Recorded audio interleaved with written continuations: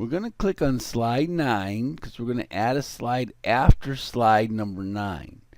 We could right click on slide 9 and then click new slide, but then what PowerPoint would do is it would pick the layout of slide 9 and make that the layout of slide 10.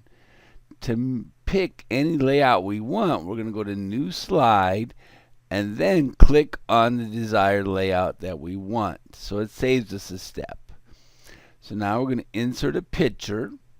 We're going to click on this picture here, which is an animated GIF of the processor and the processor cache. We want to resize that animated GIF so it becomes the background picture of the slide. So we want that animated GIF to take up the entire slide.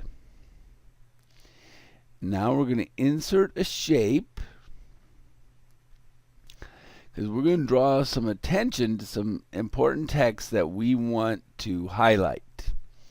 So we're going to put this shape right next to the picture of the CPU cache. Okay, we accidentally went off the slide, so I resized my image so it stays on the slide.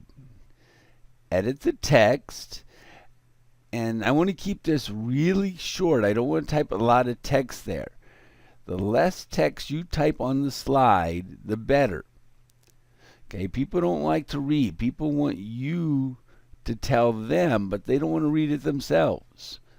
So we're going to say Arial, bold, and we're going to increase that font size. Plus, if you type a lot of text, your slide gets very crowded and then it detracts from your presentation. So we're going to add some shape effect to that little bolt of lightning that we put on there. So now it has a 3D effect. Okay, and now we're going to add a note pane. We're going to open up our note pane. So we're going to go to View and Note Pane. Now, what are we going to do with the note pane? The notes are for you and for you alone. Okay, this is where you could type out long, drawn-out paragraphs, not for your audience, but for you. Because a lot of times people type long paragraphs on the slide because they want to tell their audience this information. It's better to type those long paragraphs in the note pane, and then you use them as your notes, and then you use that to explain to your audience what you want to say. Now here is what you type, or what you will type in the notes pane. Since cache memory is located on the processor chip, okay, the CPU is going to have a lot quicker access to something that's right next to it, rather than having going all the way to the RAM and getting it and then bringing it to the CPU. The way, and now this gives you a chance to explain. What does that mean? So what? You know, the processor and the memory aren't that far apart, so you're not going to have that much problem getting you the commands. Well, think of it this way.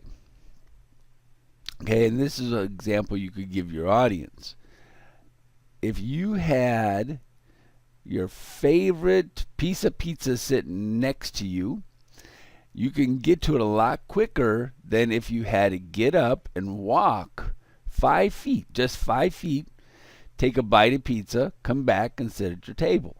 And then every time you wanted a bite of that pizza, you would have to get up out of your chair, walk 5 feet, even 2 feet, 6 feet, 4 feet. Get up and walk to it, take a bite, come back, sit down, get up, walk to it, come back, sit down. Eventually you're going to get tired of doing that. But if that pizza was sitting right next to you, right at the tip of your fingers, you grab it, you eat it, you grab it, you eat it, you grab it, you eat it, you grab it, you eat it. You're going to eat that pizza much quicker, and you're going to do a lot less work eating that pizza. That's the same thing with the cache being right on the processor chip or right next to the processor chip. Faster computer.